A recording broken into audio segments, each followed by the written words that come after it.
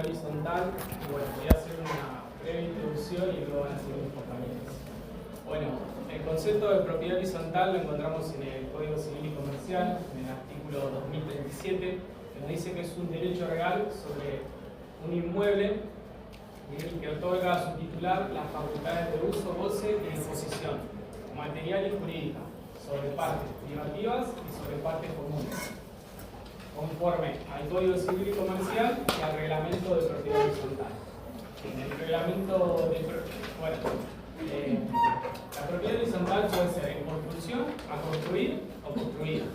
Y tiene un reglamento de esa propiedad horizontal que va a determinar el terreno y las unidades funcionales. ¿Cuál va a ser el uso de esa unidad funcional en los espacios comunes? Los derechos y obligaciones que tienen los propietarios y el consorcio. Bien, después tenemos qué es una unidad funcional. Puede ser un piso, puede ser un departamento, puede ser un local. Esas unidades funcionales tienen que tener independencia funcional, que debe ser autónoma y autosuficiente, y tiene que tener una salida directa a la vía pública. Puede ser directa por espacio común. De forma directa puede ser que sea un local al exterior y por espacios comunes puede ser por escaleras, ascensores o por pasillos. Después tenemos los espacios comunes, que luego van a entrar en más detalle mis compañeros, pero para que tengan un primer, para que tengan una idea. Los espacios comunes es el terreno, son los cimientos, las paredes, las vías, bien, las azoteas, las terrazas, las escaleras, ascensores, rampas. Esos son todos espacios comunes que los dueños de las propiedades horizontales son condóminos de esos espacios comunes. Y bueno, las unidades funcionales y las complementarias. Las unidades funcionales es el departamento en sí, el local o la oficina, que es individual, aparte tiene que cumplir las dos condiciones que mi compañero mencionó, como podríamos llamar como aulas, si fuera un departamento. La salida directa sería la puerta, digamos, hacia precisamente un pasillo que es la conexión hacia la vía pública. Después, una necesaria independencia, porque si lo vamos en cuenta, este es un salón único y al lado de otro. Y estamos todos divididos por medio de ventanas, paredes, puertas que nos separan entre nosotros. Después, bueno, se establece que es un sector privado del inmueble en caso de un edificio. Pertenece de manera exclusiva al propietario, ya que este tiene derecho de uso, goce, de alquiler, de hipotecarlo y de venderlo. Como está también dividido de manera interna, en este caso no. Dentro del departamento del edificio existen partes invisibles, como mencioné mis compañeros, que pueden ser el terreno, las cosas y las partes del uso común. Estas, el propietario una cuota del copropietario y debe utilizarlo conforme a la naturaleza y el destino que tiene ese ámbito, sin perjudicar el derecho de los demás propietarios. Además, dentro de la clasificación de estos están los bienes comunes, que se divide también necesariamente comunes y no indispensables. Dentro de los necesariamente comunes están el pasillo, las puertas, el terreno, los cimientos y los libros maestros, mientras que los no indispensables son servicios que mejoran el uso de la propiedad, incluso podrían aumentar su valor, como puede ser un gimnasio, una pileta o salones de uso múltiples. Por último, están las unidades complementarias o accesorias que sirven para la unidad funcional, o sea, el mismo departamento, como pueden ser cocheras, bauleras o sectores de guardado, que no pueden ser vendidos ni transferidos por separado de la unidad funcional, o sea, son un complemento. Hola, buenas. Bueno, tenía todo un orden, pero la voy a sacar. Bueno, mis compañeros bien hablaron de lo que es los bienes comunes y de los que no son. Los bienes comunes se encarga el consorcio, está conformado por una asamblea, con un administrador, que es el encargado de mantener el buen funcionamiento de todos los bienes comunes. En caso de reclamar un daño, siempre se busca el origen, si es el bien común o si es de un propietario, o sea, si es que se hace cargo cargo de su unidad. Ante una posible demanda, bueno, vamos a los hechos, se expresan los hechos, el fundamento de los hechos, que son, bueno, el artículo 1716, que es la función resarcitoria, el 1717, antifelicidad, el deber de reparar, una reparación plena, pedimos siempre una reparación plena, y también podemos pedir daño moral, de acuerdo al daño que podamos comprobar mediante las pruebas testimoniales, de las pericias, etc. Ante la ausencia del administrador, cualquier propietario puede hacer reparaciones de urgencia, como por ejemplo, yo propietaria veo que se le rompió la ventana a mi vecina, entonces me hago cargo del daño y después el consorcio me hace la devolución. En todo caso, si no fue prudente, me la voy a hacer cargo de las costas. Bueno, hay diferentes tipos de daño. Hablar de una filtración, se le puede, depende qué tipo de filtración sea, si es una filtración de una cañería en común, y se va a hacer cargo del consorcio, y si se comprueba que es de un particular, no. Habíamos, y hay un caso que, bueno, lo va a dar una de mis compañeras. A mí me toca consorcio y voy a dar un pequeño panorama de lo que es, ya que implica mucho en las responsabilidades que van a tener los dueños y el consorcio, en este caso los propietarios. El conjunto de todos los propietarios de las unidades funcionales, como ya se mencionó, forma la persona jurídica que es el consorcio. Va a tener su domicilio en el inmueble y sus órganos son el consejo de propietarios, las asambleas y el administrador. También puedo mencionar que la personalidad del consorcio se extingue por la desafectación del inmueble al régimen de la propiedad horizontal, ya sea por acuerdo unánime de los propietarios, que debe ser instrumentado por escritura pública, o por decisión judicial, que debe estar inscrita en el registro inmobiliario. El consorcio se forma para la gestión y administración del edificio y más que nada, sobre todo, para las áreas comunes de este. Y es muy necesario en estos casos para la propiedad horizontal que mínimo existan por lo menos 2 propietarios para su constitución. De otro modo sería un dominio y no una propiedad horizontal. Las cosas y partes comunes del edificio no forman parte del patrimonio del consorcio.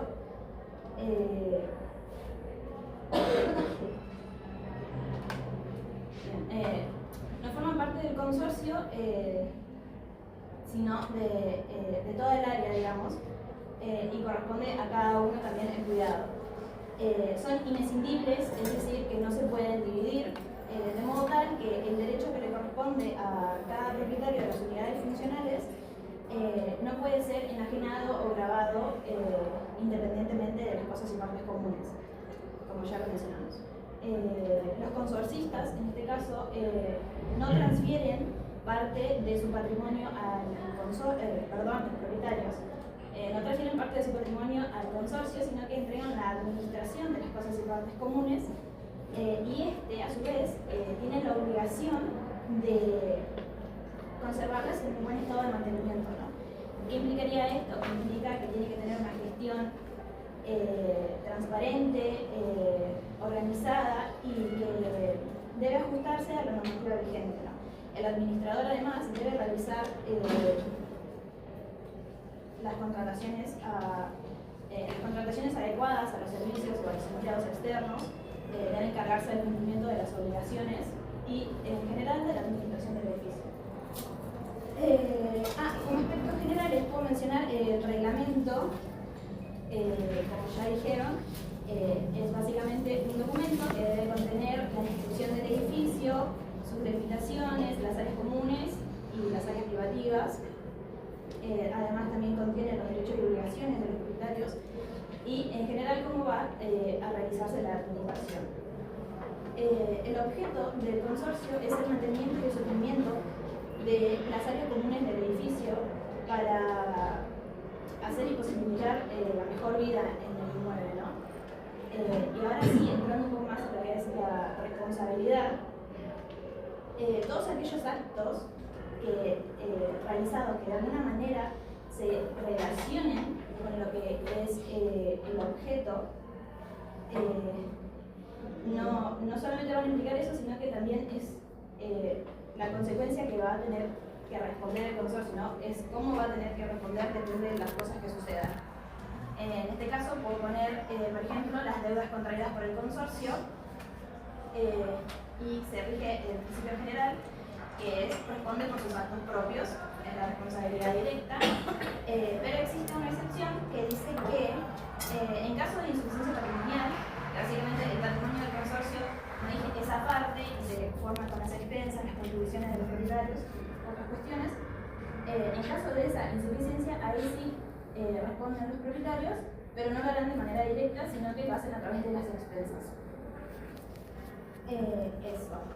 Y bueno, yo relacioné la propiedad horizontal con lo que sería el dueño y el guardián de la cosa, que está más o menos en el artículo 1758, y en este caso el artículo establece que responderán de manera concurrente el dueño y el guardián de la cosa por los daños que causen, ¿no?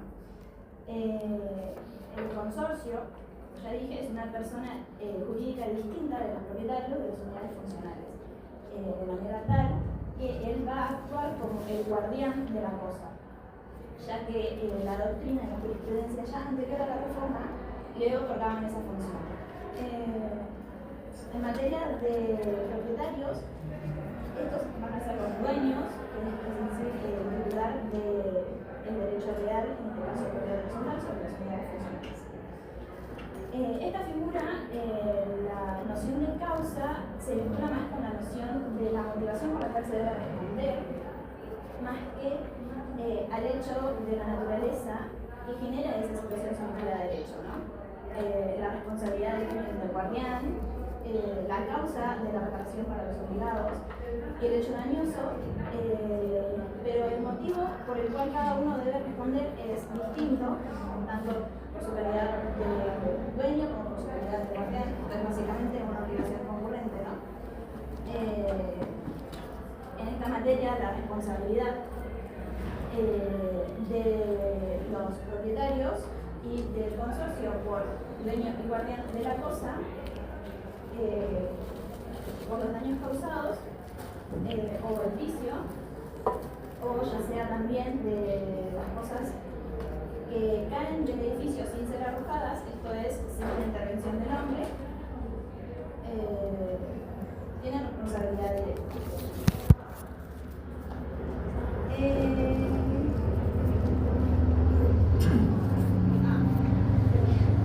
El factor de reducción es objetivo y los eximente, como ya saben, solo podrán acreditarse por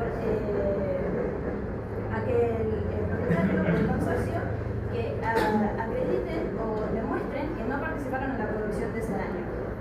En el caso de las cosas que son que se caen sin ser arrojadas, la responsabilidad obviamente existe, y en ese caso también se demuestra quien se libera, quien se demuestra que no participó o que fue otro el autor, ¿no? Después puedo hablar también de la responsabilidad más dentro del edificio, que corresponde, como ya dije, al consorcio y a los propietarios. En este caso, los propietarios de las unidades funcionales tienen responsabilidades dentro de su unidad privativa, pero también afuera. En este caso, en la unidad privativa, ellos van a tener, no es una obligación, pero sí, de mantenerla en un buen estado. Claramente no se va a poder variar el destino de la cosa. Y viceversa, con las áreas comunes, claramente no pueden dañarlas y demás. El consorcio, más que nada, va a tener el deber de mantener en buen estado las áreas comunes del edificio y es a lo que se va a dedicar. Puedo mencionar un ejemplo que tiene que ver con esto, que vendría a ser así. Por ejemplo, el propietario de una unidad decide realizar mejoras en su unidad y al picar, por ejemplo, provoca filtraciones en la unidad de abajo, en su techo, ¿no?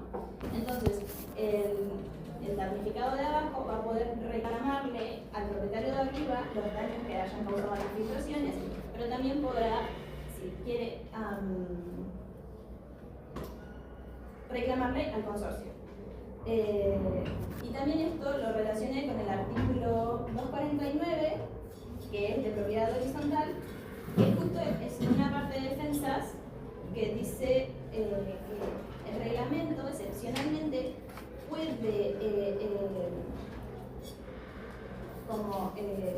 eximir del pago de las expensas a determinadas unidades funcionales que no tengan acceso a esas áreas o servicios comunes, ¿no? Por ejemplo, si sucediese algún accidente, no sé, en el gimnasio o en algún Zoom que determinado propietario no tiene acceso porque el reglamento así lo estipula y porque no lo paga, podría ser un eximiente de su responsabilidad a justificarse de lo malo. Bueno, yo voy con un caso que engloba todo lo que estamos viendo y con relación a la ley 13.512 que fue derogada en 2015, pero su contenido fue incorporado en el Código Civil y Comercial, que va desde los artículos 2017 al 2022. Quería leer una parte del sumario, que me parece importante, que fue un poco de lo que habló mi compañera, que relaciona las fundaciones y las sociedades. El sumario dice que en el debate, en el caso, se ha entendido que la distribución de agua y los caños de desagüe son propiedad común del consorcio, mientras que las cañerías de distribución, que sirven exclusivamente a las diversas unidades, como a las instalaciones sanitarias internas y sus canales de conducción a los respectivos artefactos, son en principio privadas. Bueno, el caso trata de una señora que se llama Elsie Balana, no sé si lo escucharon, sobre fundaciones unidades. La señora reclama una indemnización por daños y perjuicios de unos deterioros sufridos en la unidad, la número 3, y estos perjuicios eran producidos por la unidad de arriba, que era la unidad número 13, de la señora María Rosa Godoy, que ambas pertenecían al consorcio de los Arrayanes. Y el desperfecto era por la instalación sanitaria de la unidad 13, de la unidad de arriba, estaba en malas condiciones, lo que producía los deterioros en las humedades en las habitaciones de la unidad de abajo. Ahí relacionamos también porque se pide indemnización por pérdida de chance, el daño emergente, que fue lo que vimos, y el lucro cesante, que si bien es de apelación el caso, hay cosas en las que rechazan el voto el voto rechaza el recurso de apelación de cada parte, las dos partes apelaron. Queríamos hacer hincapié en esto que pedía la actora, que la pérdida de chance eran los impuestos, las tasas y los servicios, en los que el departamento no pudo ser objeto de locación.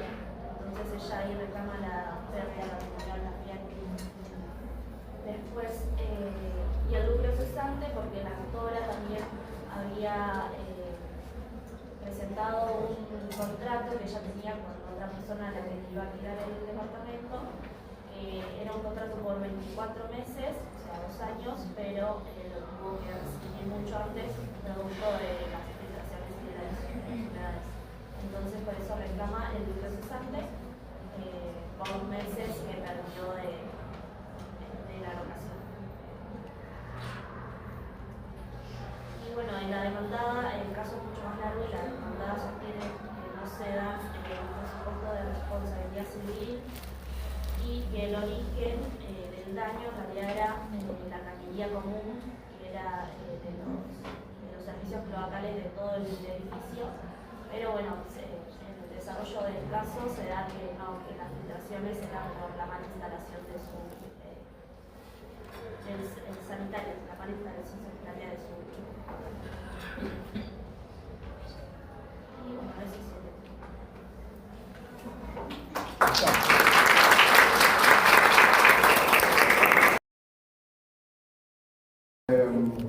buenos días, bueno, por lo que veo intentamos hacer lo mejor posible, no salió nada.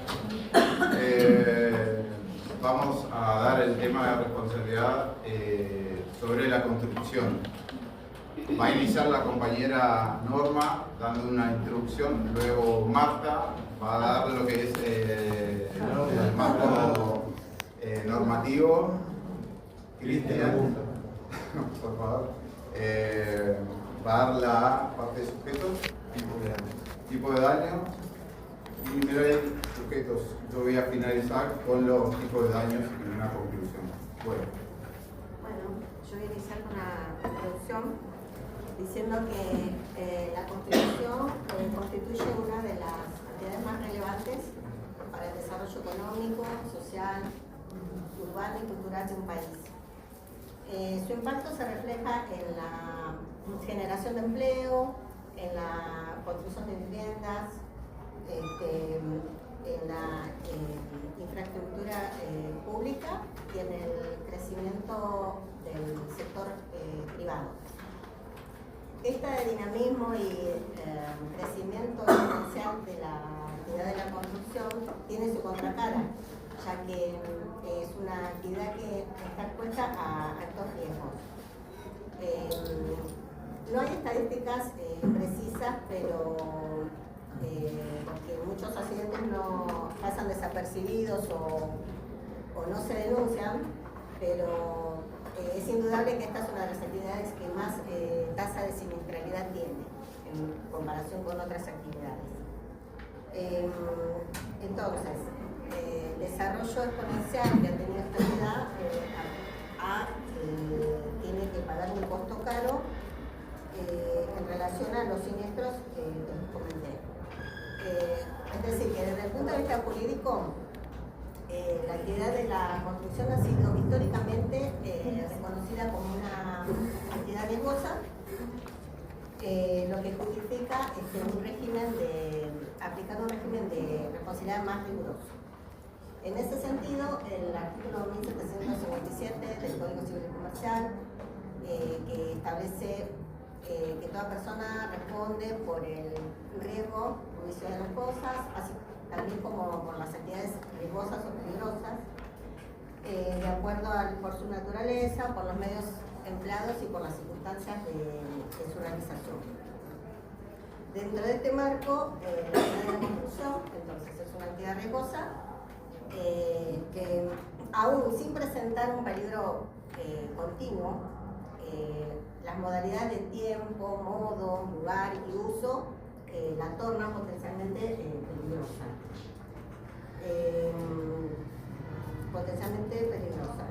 Bueno, como había dicho, en una obra se conjugan factores materiales, humanos, mecánicos, técnicos, que pueden generar riesgo para los trabajadores, pero también para terceros. No nos olvidemos que en cada obra intervienen múltiples sujetos.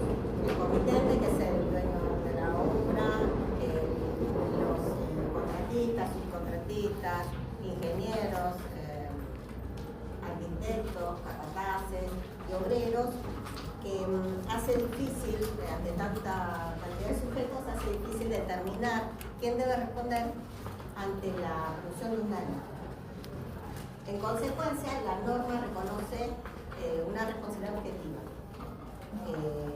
derivada de las actividades peligrosas o riesgosas, lo que implica que en muchas situaciones vinculadas con la construcción basta comprobar el nexo causal entre la actividad y el daño para que surja la responsabilidad, mejor dicho, para que surja la obligación de reparar. Bueno, la responsabilidad por daños en la construcción presenta dos dimensiones. Por un lado, el deber de prevención.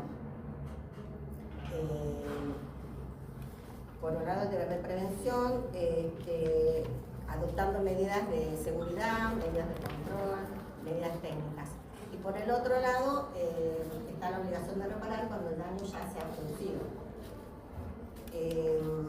El estudio de la responsabilidad civil por los daños, desde una perspectiva jurídica, es importante, pero también tenemos que verlo desde la perspectiva social y material, porque en una obra los siniestros que ocurren no solo provocan pérdidas materiales, sino también muchas veces pérdidas humanas y también daños irreparables que podrían haberse evitado si se hubiesen tomado medidas de control y seguridad adecuadas. Entonces, implementar medidas de seguridad es sumamente importante para prevenir accidentes y reducir los niveles de siniestralidad. Dichas políticas que se pueden implementar, planificar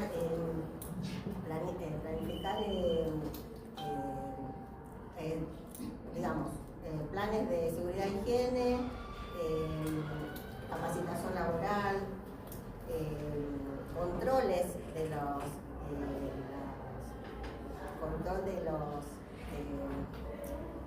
del ámbito laboral. Todo eso haría que se reduzcan los riesgos de accidentes y que a su vez se cometan daños. En ese sentido es muy importante el control. En ese sentido es muy importante el control municipal, o sea que acá entraría el Estado, ¿no? Actual. Controles municipales, inspecciones generales, para que poder ver si realmente esas medidas de prevención se están implementando. Estas disposiciones imponen obligaciones tanto al empleador como a los profesionales responsables de la obra. Son obligaciones que tienen que cumplir con respecto a la seguridad, con respecto al control, pero si no se cumple, justamente es lo que deriva en daños y, bueno, perjuicio para todos los actores. También, bueno, habíamos dicho que estas políticas de seguridad no solo protegen a los trabajadores, sino que también protegen a los terceros ajenos a la obra, vecinos, transeúntes, inclusive usuarios de los edificios colindantes, o sea que la protección en general, ¿no? No solo para los que son de la obra propiamente dicha. De allí es la importancia de estos controles. Sumamente importante para que garantice que la obra se ejecute en condiciones favorables para todos. Bueno, en síntesis, digamos, este trabajo lo que pretende es reconocer el rol, la importancia del rol que cumplen este tipo de control, sea desde el municipio, controles generales, inspecciones, las capacitaciones. Es un rol importante que cumple para la prevención de los riesgos, la prevención de los daños y prevención y a su vez, bueno, reducir accidentes que pueden ocasionarse en una obra. Y también nos va a permitir comprender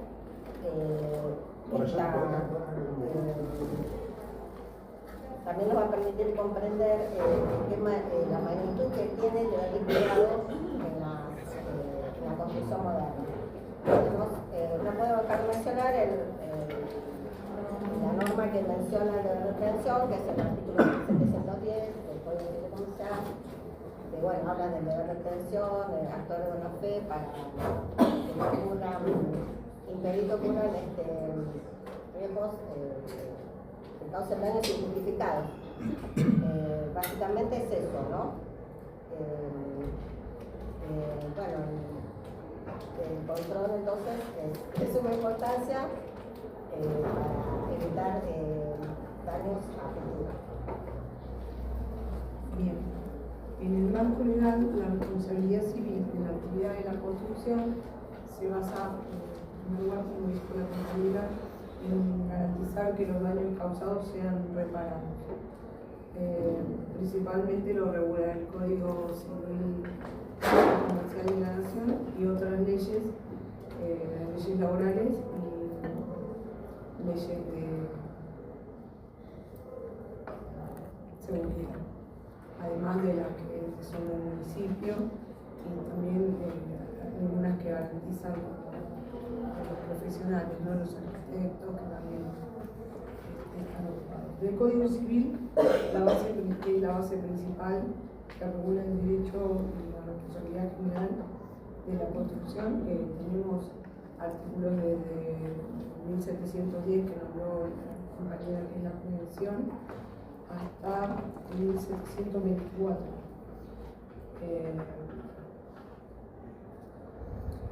Las que diferencian de la relación subjetiva, que es la culpa, a la objetiva, que es la de no poner los riesgos o que no ocurra nada.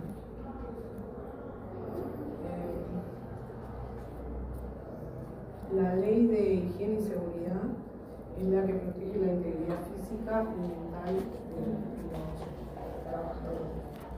Obliga a mantener las condiciones de trabajo, o sea, que tengan redes, arneses, señalización y supervisión constante como para evitar los accidentes. También en su decreto reglamentario fija las normas técnicas específicas para la construcción. Si el empleador no cumple con estas obligaciones, puede ser responsable directamente el empleador. Después tenemos la ley de riesgo de trabajo, que es la que obliga al empleador que tenga ART. Que si el daño se produce por dolo, el trabajador puede además reclamar por la parte civil, además de cubre la ART.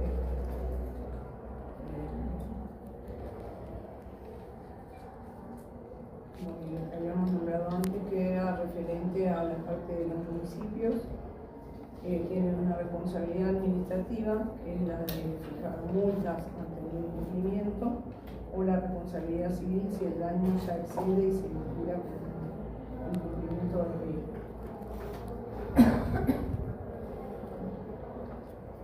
Yo voy a dar la parte de los sujetos responsables.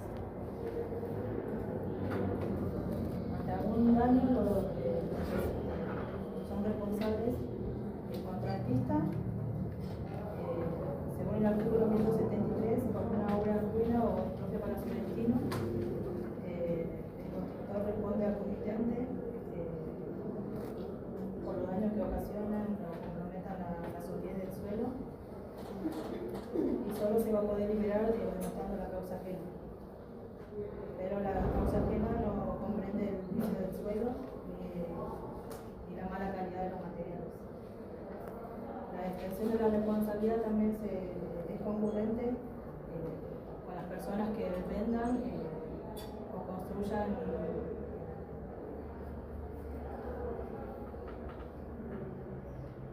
que vengan o hayan construido si hacen de esa una actividad profesional.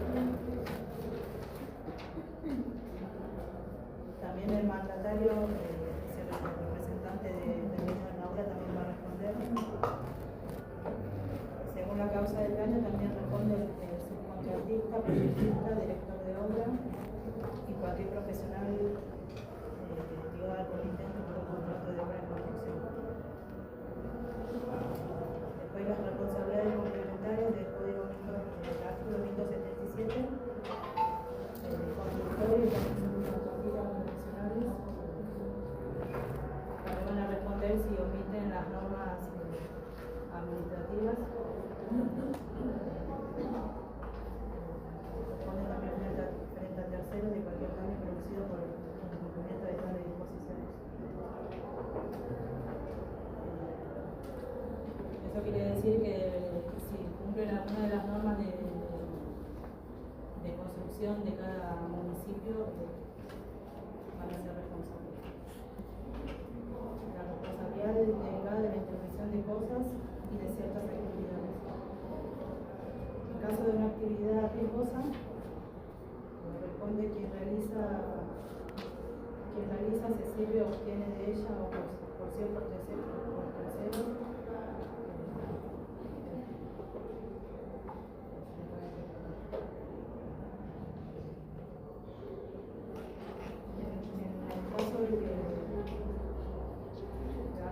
Derivada de la intervención de cosas toda persona responde por el daño causado por el riesgo de beneficio de las cosas. Las responsabilidades objetivas no son eximientes de la autorización administrativa ni el cumplimiento de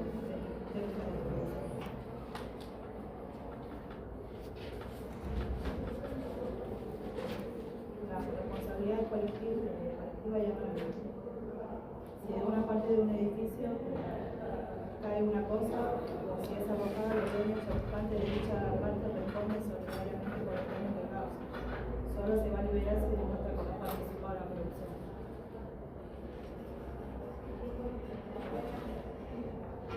Y si no es, si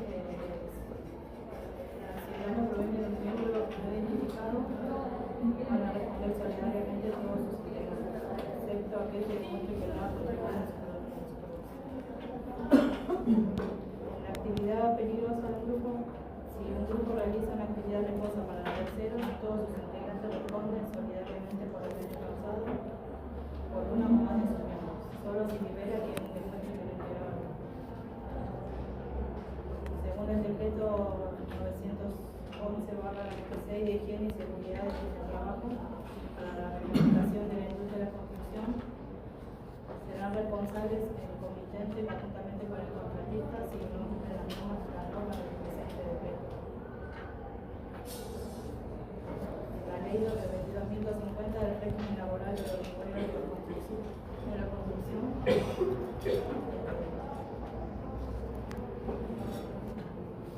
y en contrario de los servicios de contratistas deberá requerir la constancia de inscripción en el registro de la industria de la construcción y comunicar la realización de la obra en la ubicación. Los empresarios, los propietarios y profesionales que contraten o subcontraten contratistas que no hayan acreditado su inscripción en el registro serán responsables por la omisión solidariamente de las obligaciones de dicho contratista o subcontratista. La responsabilidad del tercero del vendedor de los materiales. El tercero que proveyó los materiales que desempeñen en la obra, cuya mala calidad original la pena, se rige por los principios relativos a la competencia. Si se trata de vicios ocultos, el vendedor es responsable, pero no lo es si la mala calidad es transparente. La responsabilidad del arquitecto. Si el arquitecto hace los planos, el arquitecto ingeniero hace los planos, va a responder por los vicios de los planos y los errores de cálculo de la resistencia de los materiales o por haber previsto la falta de solidez en el suelo. Pero no va a responder por la mala ejecución o la mala calidad de los empleados. Pero si hace los planos y además dirige la obra, también va a responder por la mala ejecución y los vicios en la calidad de los materiales. Si está dirigiendo la obra según planos ajenos, también va a responder por los vicios o defectos de los planos y también por los vicios de ejecución y la mala calidad de los materiales. El Estado también es responsable. El municipio y el Estado pueden ser responsables por los daños causados por obras irregulares y si se demuestra que hubo una falta de control o una omisión de sus deberes legales, como la obligación de verificar o de tener obras que no cumplen con la normativa. Esto está plasmado en la ley 26.944 de responsabilidad estatal. Y el plazo de caducidad para reclamar los daños es dentro de los 10 años de aceptada la obra. Bueno, buenos días a todos. A iniciar, vamos a hablar un poco de los tipos de daños que pueden surgir con respecto al desarrollo de una actividad constructiva. Previa a eso en el trabajo hice un pequeño repaso en concepto de daños en general. Por ejemplo, traje la ley 1710, el título 5, sección segunda. En este artículo, como bien hemos visto en la primera parte de la cursada, se desarrolla el deber general de no dañar. ¿Okay? Esto es muy importante a la hora de desarrollar cualquier tipo de daño en cualquier tipo de ámbito. A su vez, la Corte Suprema de nuestro país en varias veces ha remarcado que este deber general de no dañar en cabeza de todos los ciudadanos, es de rango constitucional. El fallo que citamos nosotros en el trabajo es Aquino y Sacio contra Cargo de Servicios Industriales S.A. Bien, otro artículo que me pareció importante previo a entrarnos en materia de daños en construcción fue el artículo 1737, en el cual está desarrollado el concepto de daño. Me pareció importante afianzar ese concepto de daño, me parece redundante releerlo nuevamente, pero a grandes rasgos queremos que tengan todos en claro más o menos, y creo que estamos todos en la misma sintonía, de qué es el daño y cómo aplicarlo en el derecho de responsabilidad civil, claramente. Y después otra cuestión fundamental que me pareció interesante remarcar previo a iniciar el daño en materia de construcción fue la doble funcionalidad de la responsabilidad civil: la prevención y el resarcimiento. 1710 y 15 y 1716 y 36, creo que aproximadamente por ahí están articulados. Y iniciamos el desarrollo en materia de daños de construcción hacia los terceros. Un artículo muy importante a la hora de hablar de daños a terceros en la construcción es aquel que está plasmado en el precepto 1757. Este va a atravesar completamente todo lo que es el derecho a la construcción y es el artículo que expresa la cuestión del factor de atribución objetivo para con los hechos o las cosas o las actividades riesgosas. Como bien marcó la compañera en la introducción, la construcción es una actividad riesgosa. Cabe completamente pensar que genera constantemente responsabilidad civil, sobre todo en materia de terceros. Ese artículo no me parece redundante remarcar nuevamente que va a atravesar completamente todo lo que es el daño que surja de la construcción. La responsabilidad objetiva va a ser para con el comitente, para con los constructores, incluso se puede remitir a los profesionales contratistas, llegado el caso, y depende de lo gravoso que pueda llegar a ser el daño. Ahora bien, el otro aspecto quizá, vamos a resumir un poco, el otro aspecto quizá de los tipos de daño, por así decirlo, una aclaración que acaba de hacer previo a esto: los tipos de daños que mencionamos en el trabajo no son de carácter taxativo, es decir, son más bien de carácter orientativo. No son todos los daños que puedan generarse a raíz de la actividad constructiva, pero sí pensamos que son por ahí, los más usuales o los más comunes. Otro daño, otro tipo de daño, entre comillas, que se puede generar o que es muy usual por cómo se desarrolla la actividad, son los daños laborales. Toda la cuestión de reglamentación y seguridad están establecidos en un decreto que, si mal no recuerdo, es el 911, si es el 911 del año 96, en el cual establece todas las medidas de seguridad y todos los tipos de precauciones que tiene que tener un empleado y un empleador para con el desarrollo de su actividad. Medidas de seguridad, trabajo de alta tensión, cantidad de luz, según qué trabajo se esté realizando. Todas estas cuestiones deben ser respetadas y deben ser llevadas a cabo en cabeza del comitente y del constructor. El comitente es aquel que es, no sé si lo aclaramos, aquel que es dueño de la obra o dueño del proyecto, o aquel que va a comercializar el proyecto. Me parecía muy interesante mencionar eso, pero a continuar. Después hay otro tipo de daño que surge mucho cuando estudias el tema, que es el daño propio de la cosa viciosa o de la obra en ruina. Es decir, es aquel que surge propio de vender la obra y que por la calidad del suelo o la calidad de los materiales utilizados sea impropia para su destino. Uno, cuando compra una propiedad, si tiene la oportunidad, pretende que perdure a través del tiempo. En caso de que eso no sea así, se responde también de manera objetiva y la responsabilidad civil también cabe al constructor, al comitente, etc.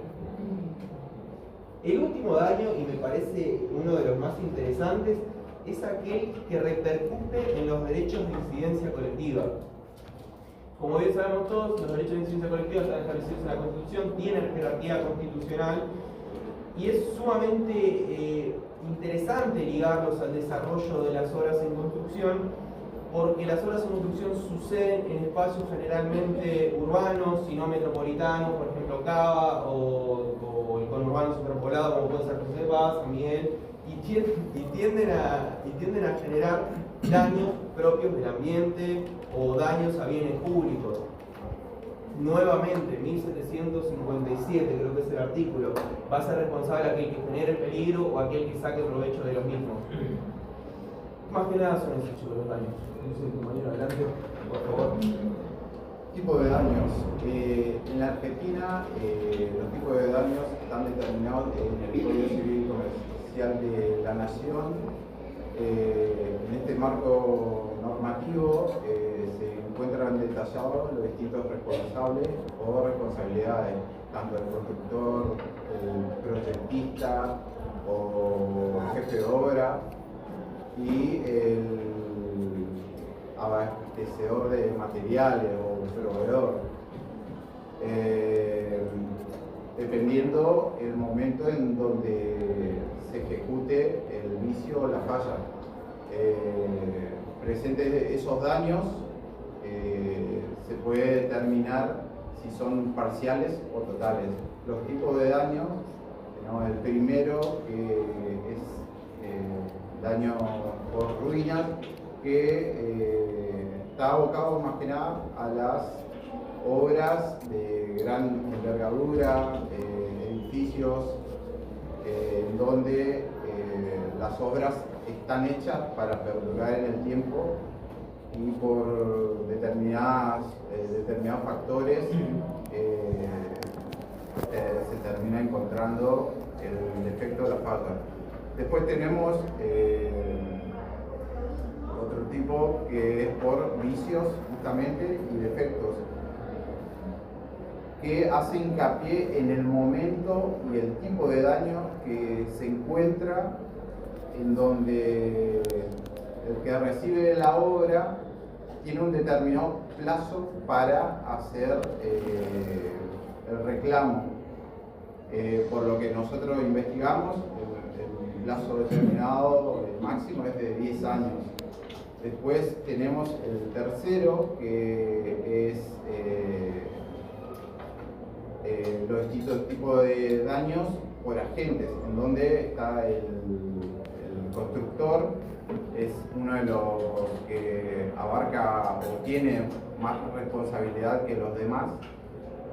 Después está el proyectista o jefe de obra, que es el que le sigue la responsabilidad porque es el que maneja la distribución de tareas, de materiales, etc. Por último, el proveedor de materiales, que dependiendo del momento en donde se determine o se encuentre el vicio, esa persona va a estar sujeta a un posible reclamo. Y la cuarta y última es la solidaria, en donde el que reclama tiene la posibilidad de hacer su reclamo a cualquiera de los responsables sin importar el momento y el grado de responsabilidad que tenga el vicio en la obra. Después, por último, tenemos los reclamos más comunes, que sería por daños por humedad, agrietamiento y fisuras y problemas estructurales. Esos tres, doy un ejemplo que engloba todo, los edificios o casas que se construyen cerca de ríos, no sé si me siguen, o lagunas, en donde el terreno es más suave, más blando, no se asienta, por ende empiezan a aparecer estos factores de humedad, por ejemplo, o desniveles, agrietamientos, rupturas en la pared, etc. Y bueno, para finalizar, la responsabilidad por daño en la construcción representa un punto de intersección,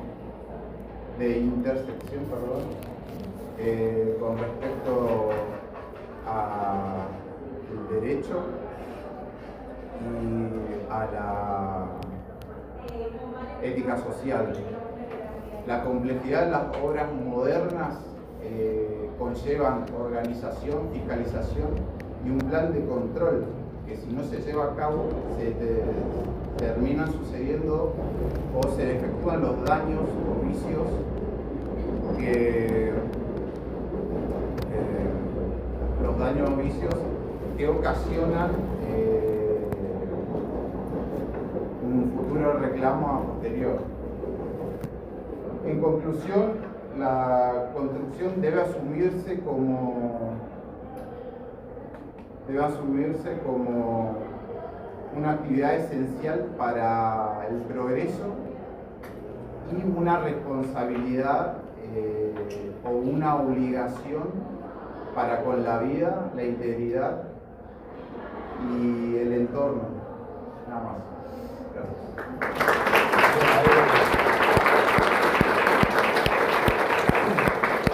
Chicos, recuerden mi apellido. Negras. Sí. Mexicano. Sí. Martínez. Sí. Moura. Y Rojas. Listo, chicos, gracias. ¿Traigo la comparsa? Tengo miedo que no funcione. Vos estaba re bueno, boludo, ¿no? La reperdieron. Mándamelo. Sí. Mándamelo por mail. Dale, permiso.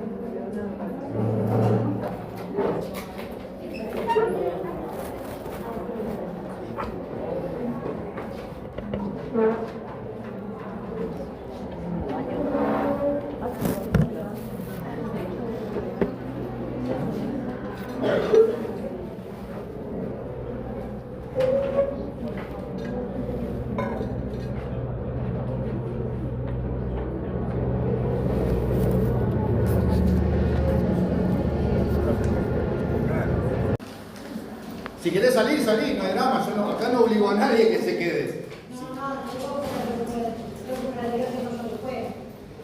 Está bien, ahora vamos a hacer, por eso no quiero dejar pasar mucho tiempo, bueno, ya son 6:15.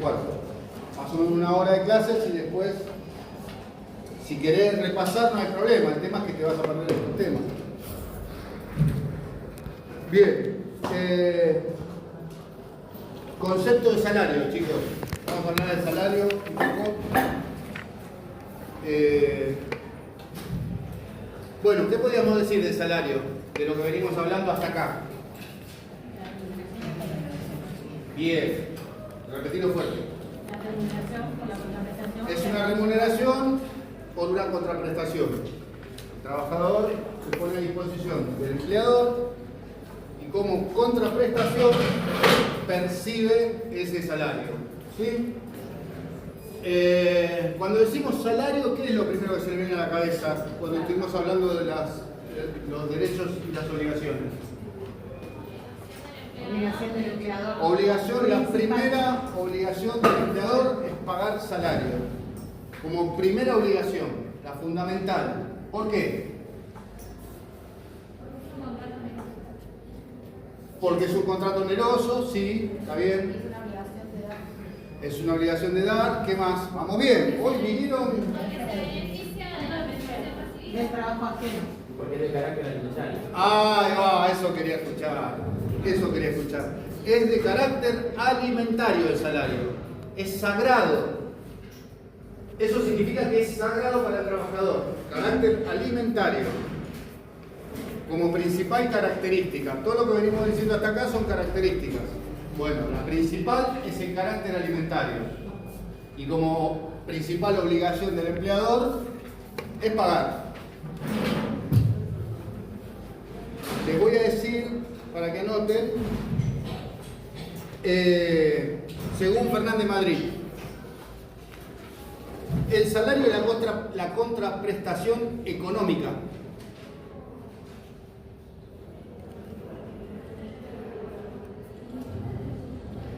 que recibe el trabajador por su labor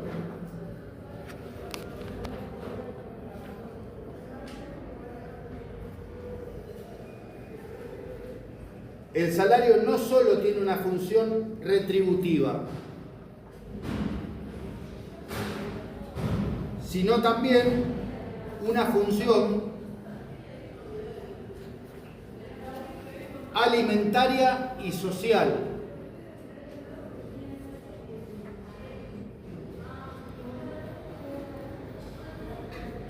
Garantizando la subsistencia del trabajador y su familia. Ahí pueden denotar la importancia del salario, ¿no?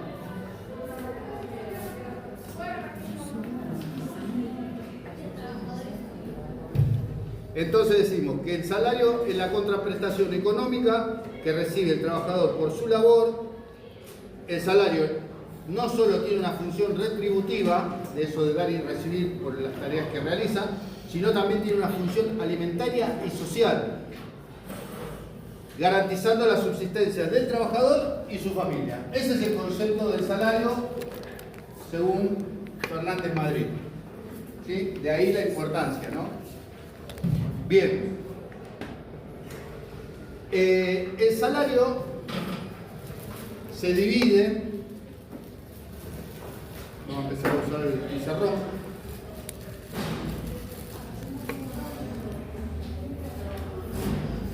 Salario. Prestaciones retributivas.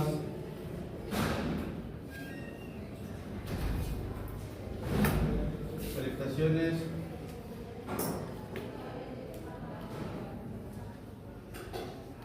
no retributivas.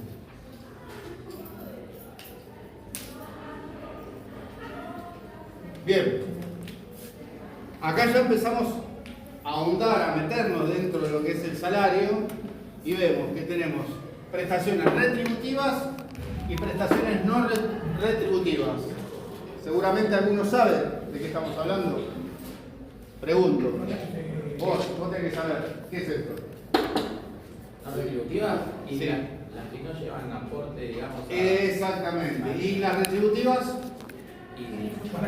las que Exactamente, las que tienen todos los aportes. O sea, la principal característica entre no retributivas y retributivas es que uno hace a... Las retributivas son las que van y engrosan ese salario, ese recibo de sueldo. ¿Por qué? Porque cuenta dentro del salario con aportes, ejemplo, el SAC, sueldo anual complementario, ejemplo, bonos, pagos, antigüedad, muy bien, horas extras también. Todas esas son prestaciones retributivas. ¿Por qué? Porque tienen un descuento, que tiene el descuento de los aportes, ¿sí?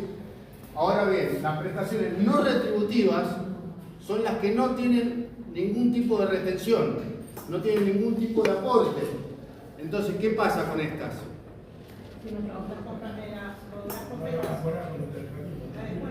¿Cómo? No te escuché. Cuando uno se jubila o cuando hace la liquidación, no son... Ahí va, muy bien. Acá el problema que tenemos cuando no son retributivas es la jubilación. ¿Por qué? Porque acá estás aportando mayormente a la jubilación y estas no. Estas ni siquiera te cuentan como un aumento de salario, ni siquiera te cuentan para el aguinaldo, porque son no retributivas. Bien, más o menos ahí vayan enganchando la vuelta. Cuando hablamos de salario hay dos tipos de prestaciones. que son esas prestaciones, los futuros rubros que van a integrar ese salario dentro de un recibo de sueldo, ¿sí? Bien.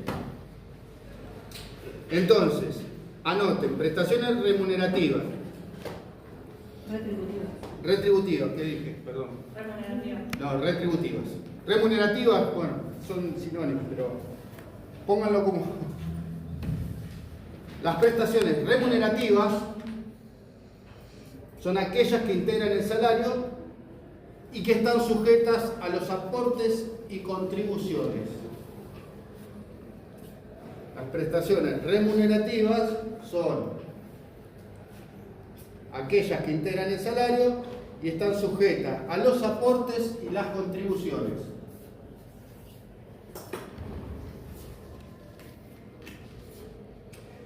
Bien, ahora vamos con los ejemplos de retributivas o remunerativas.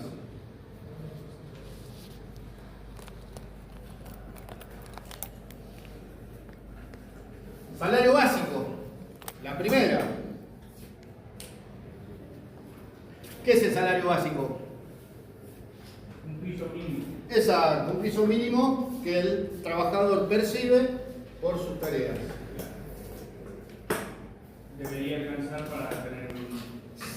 Sí, debería alcanzar cuando se pensó, y este es un tema también que es constitucional, porque ¿qué decía 14 bis? Que debía garantizar la vivienda, la alimentación. Bueno, la realidad es que no, hoy eso no lo garantiza, pero sí, debería garantizar.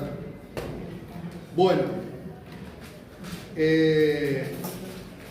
horas extras.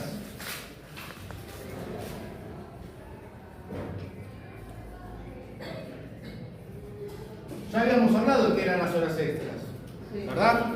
Decíamos que estaban al 50, al 100, que había una nocturnidad, que se podían hacer de noche, o sea que uno cumplía su labor en un turno tarde y a la noche hacía horas extras, y esas horas extras de noche eran al 100%, si eran de día eran al 50%, eso nos acordamos todos, ¿no? Sí.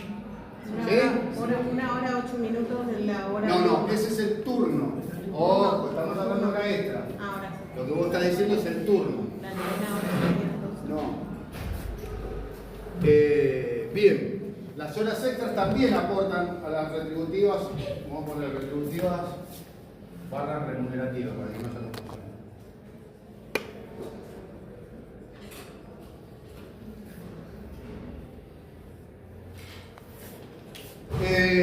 Seguimos, comisiones.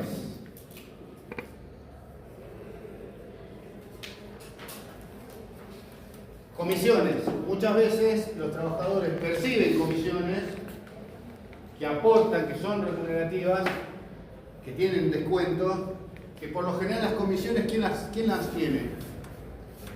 Los vendedores. Los vendedores trabajan en comisiones en muchos de los casos. Vendedores en una agencia de autos, vendedores viajantes. El vendedor, cuanto más vende, más comisiones obtiene, por lo general. Bien, premios y gratificaciones.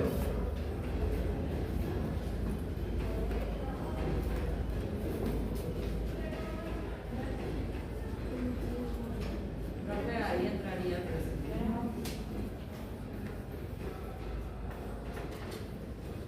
Sí, premios y gratificaciones. Acá, como dijo la compañera, entran presentismo, entran bonos por producción, bonos de fin de año, entra todo lo que va y remunera y tiene descuentos dentro de lo que es premios y gratificaciones. También hace que el salario sea mayor, ¿sí? Un poquito gigantesco. Viáticos.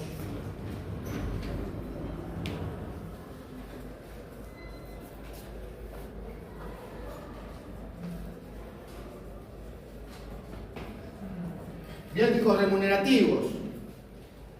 ¿Cuándo un viático es remunerativo? Cuando se le otorga al trabajador, le dicen, bueno, tenés 10.000 pesos de viático. Pero ese trabajador no tiene que rendir el gasto. O sea, no tiene que presentar ticket. Se lo dan a modo de, como dice la palabra, viático. ¿Sí? Pero no tiene que rendir ese gasto. Porque después vamos a ver, del otro lado, que hay viáticos que son remunerativos. ¿De qué manera se definen uno y otro? En que acá no se presentan los tickets. Y acá hay que justificar todo con tickets, que después lo vamos a ver. Entonces, sobre las comisiones, anoten. Es una remuneración basada en las ventas o resultados obtenidos.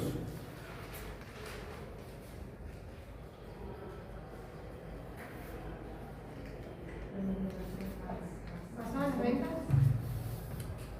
Es una remuneración basada en las ventas o en los resultados obtenidos.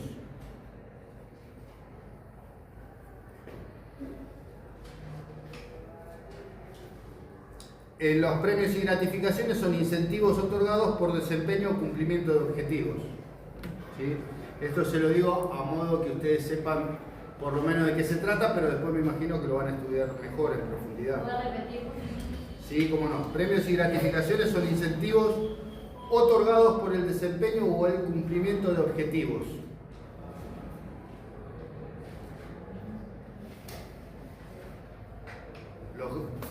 Estos viáticos remunerativos dijimos que son gastos de traslado que forman parte del salario.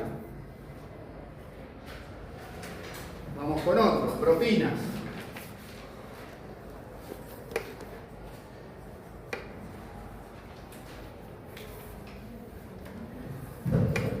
Las propinas en algunos sectores pueden considerarse parte de la remuneración, que era lo que hablábamos hace un tiempo atrás. En el convenio de gastronómico se agregó esta opción de propinas como parte del salario. Pero si yo al ser cliente yo le doy en efectivo en el momento, ¿es remunerativo? No, en algunos casos. En algunos casos. Acá, cuando te la contemplan dentro del salario, que te dicen propina, tanto por ciento o tanto de propina, dentro del sobre. Cuando vos te dan el recibo de sueldo y lo aclaran, ahí son remunerativas las propinas. ¿Que saben dónde se da esta situación? En Puerto Madero, en San Telmo, en lugares turísticos. En muchos de los casos, los trabajadores gastronómicos, como se lo cuentan dentro del salario, tienen aclarada la parte de propinas. ¿Sí? Bien. Bonificaciones habituales.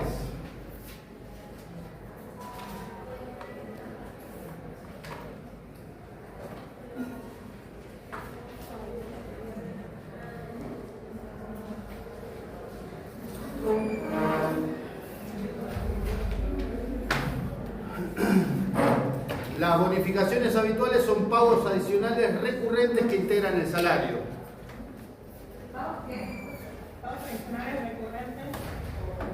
Son pagos adicionales recurrentes que integran el salario. Las bonificaciones habituales.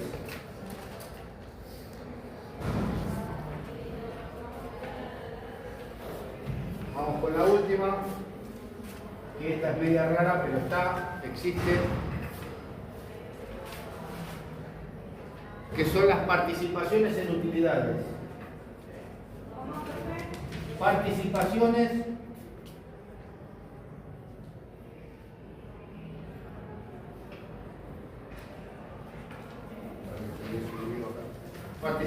en utilidades.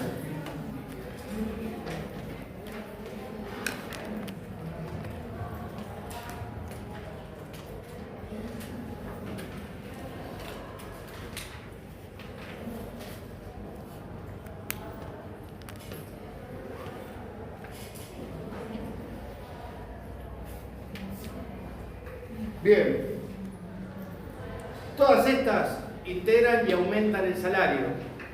Todas estas están detalladas en el recibo de sueldo, en el recibo de haberes. Cuando están en el recibo de haberes, por lo general contribuyen a que ese salario crezca Y como dijimos anteriormente, todas estas son las que van a los aportes y tributan impuestos, ¿sí? Cuando un trabajador está correctamente registrado, a multinacional o empresas grandes, todo esto lo tienen plasmado en el recibo de sueldo. Bien, ahora vamos a las no remunerativas.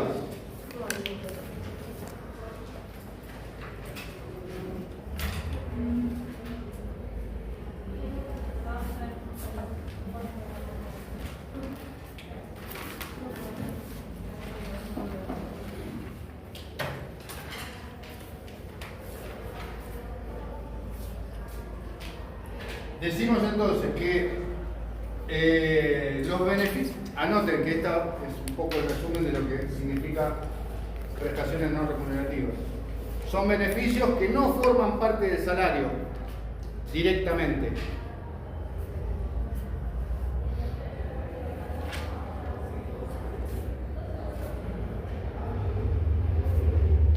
Como ciertos bonos o compensaciones especiales.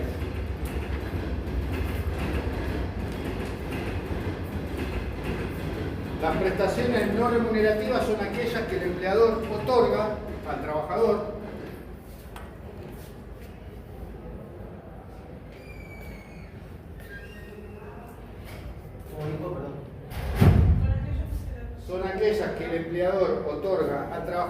pero que no se consideran parte del salario a los efectos de aportes y contribuciones. Vamos de nuevo, son aquellas que el empleador otorga al trabajador pero que no se consideran parte del salario a los efectos o a efectos de aportes y contribuciones.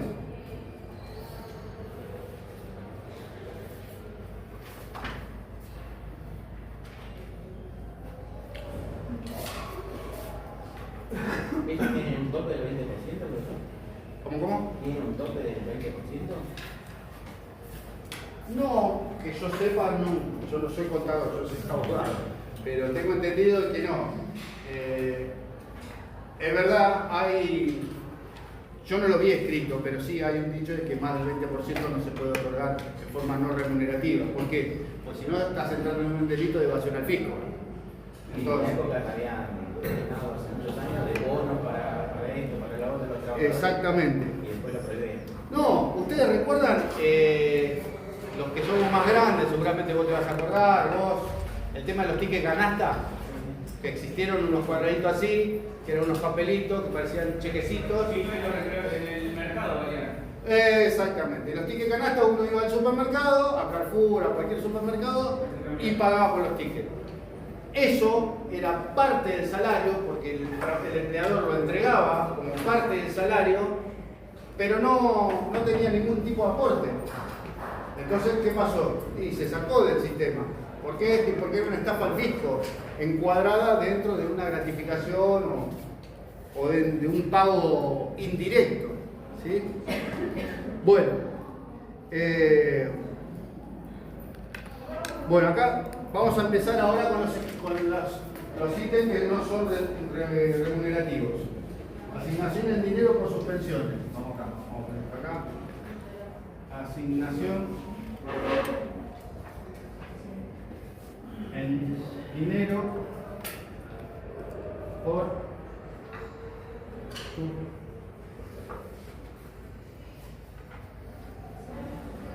suspensiones. ¿Qué significa esto? Que en caso de fuerza mayor, cuando las empresas tienen problemas, se le da una parte de ese salario, del salario, en este concepto. ¿Por qué? Porque no tributa. Y si no tributa, estamos dentro de no remunerativas. ¿Qué dice, profe? Asignaciones en dinero por suspensiones.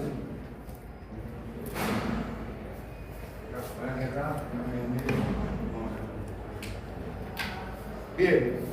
Beneficios sociales.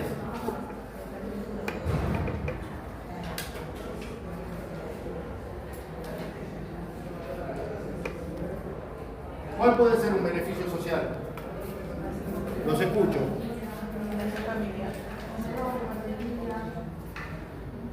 ¿Quién lo dijo eso? ¿Dónde está?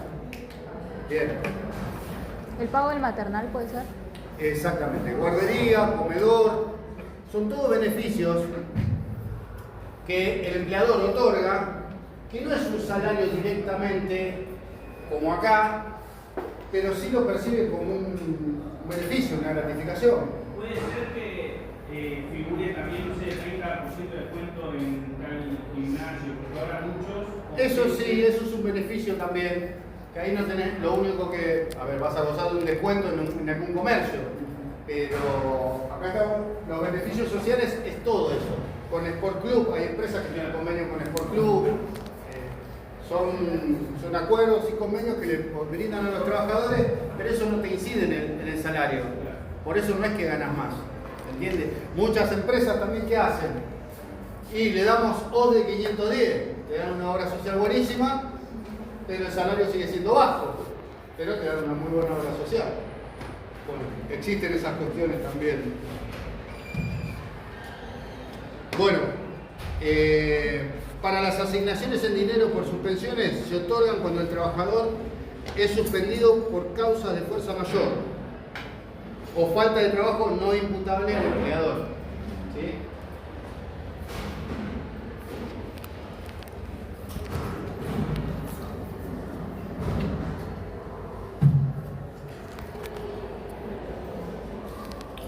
Para los beneficios sociales, incluyen prestaciones como cobertura médica, que era lo que les decía, guarderías, transporte, que muchas veces le ponen como, capacitación y otros servicios, que mejora el bienestar del trabajador, lo mejora sí, pero no es que efectivamente se le da dinero.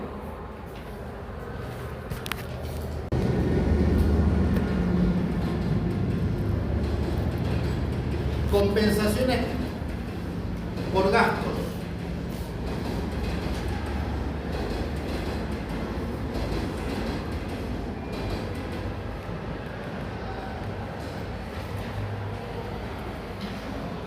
Hay empresas que, ejemplo, le dicen, mirá, te tenés que ir a Córdoba mañana.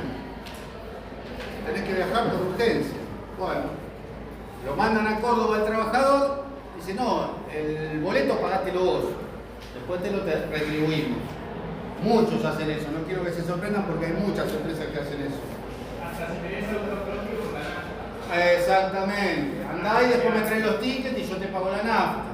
Pero todo lo demás que se desgasta del auto no te lo pagan, ni las cubiertas, ni el aceite. Pero bueno, ni el tiempo que te lleva manejando. Pero bueno, las compensaciones por gastos, anoten. Viáticos, reintegros por gasto de movilidad y otros costos laborales que no forman parte del salario.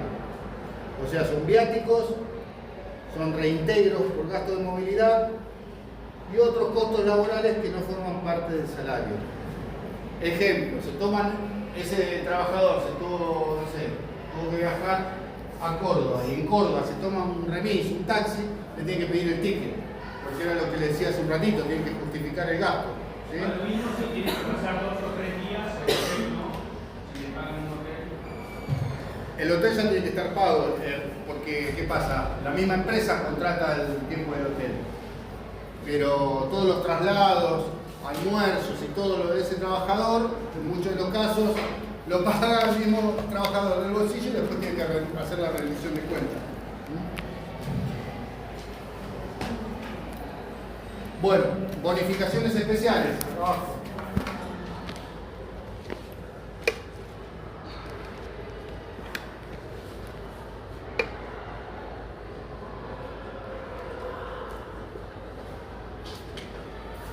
Las bonificaciones especiales son incentivos otorgados por productividad y cumplimiento de objetivos. Son otorgados por productividad y cumplimiento de objetivos, siempre que no sean habituales ni formen parte de una remuneración fija. ¿Sí? ¿Cómo no? Los incentivos otorgados por productividad o cumplimiento de objetivos, siempre que no sean habituales ni formen parte de una remuneración fija. Porque ¿qué pasaba acá? Acá tenemos las bonificaciones habituales, que ese trabajador puede cobrar todos los meses. ¿Sí? Tracto sucesivo, todos los meses puede cobrar esta bonificación habitual. Acá estamos diciendo que son bonificaciones especiales, que las especiales no son habituales, son esporádicas y por algún caso puntual. ¿Sí? De producción, de objetivos. Sí. Y si esa bonificación se da, por ejemplo, todos los años a fin de año, sería habitual. Ya pasa acá. Habitual. Sí. Ahora bien, cuando es habitual, ¿qué pasaba? Son retributivas. Son contributivas, son remunerativas, con lo cual ahí hay aportes. Eso hace que tu salario mejore en el momento de que vos te jubiles. ¿Sí?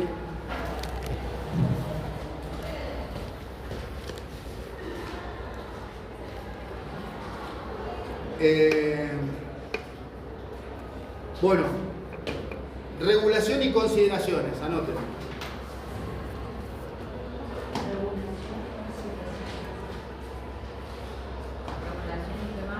Y consideraciones.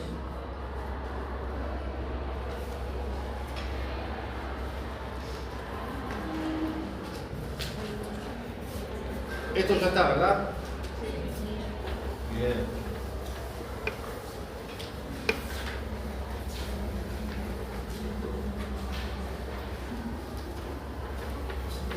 Profe, en el caso de propinas, si no integran el salario, ¿se le podría llegar a prohibir al trabajador que las reciba?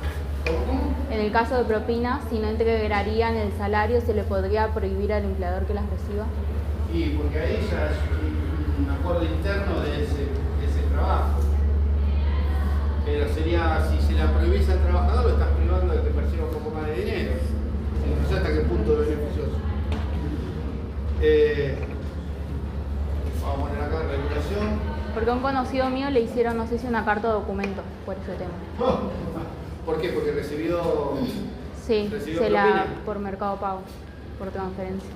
Porque, ¿qué pasa? Ahora, bueno, yo creo que les comenté. La otra vez fui a cenar y el mozo me puso cuánto quería dejar de propina. 5, 10, creo que era el 15%. Que ya Mercado Pago lo tiene contemplado cuando pagás la cena. Bueno, la homologación, la primera.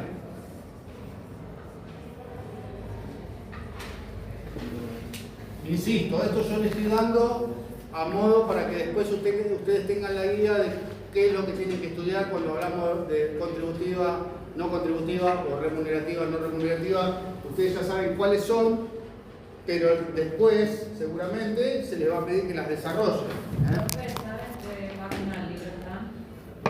No, mirá, yo lo saqué del libro, pero no anoté las páginas.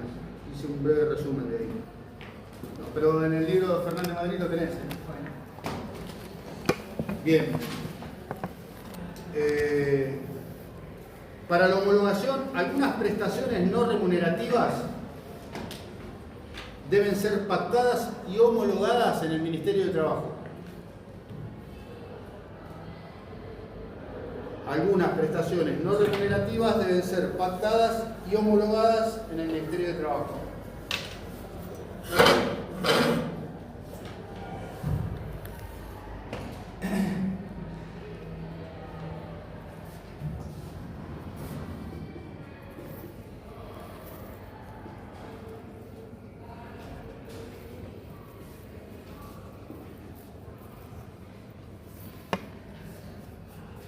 Segunda, acá no le puse regulación y consideración.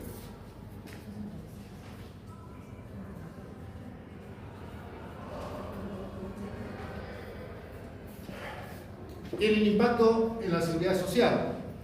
¿Por qué?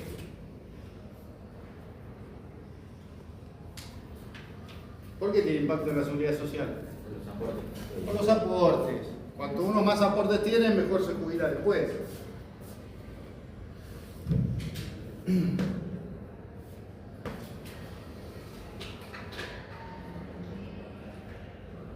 Recuerden que estamos hablando de las no contributivas, entonces el impacto acá es negativo, ¿sí? ¿Por qué? Porque no tenés una peor jubilación, si se quiere. Al no ser considerada salario, no generan aportes previsionales ni contribuciones de seguridad social. ¿Sí?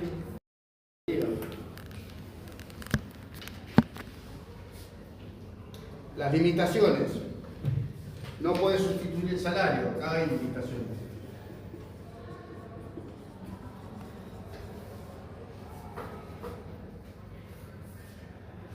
No pueden sustituir el salario ni ser utilizadas para reducir la remuneración. O sea, el empleador no puede utilizar, como me dijo acá el compañero, que sí, que tiene razón, que hay una cierta cantidad, un porcentaje, que no puede superar los no remunerativos, porque si no, ¿qué pasa? Cobras un sueldo básico y te agregan todas las no remunerativas, y eso ¿qué te causa? Un perjuicio. ¿Se entiende? Una disminución en la jubilación.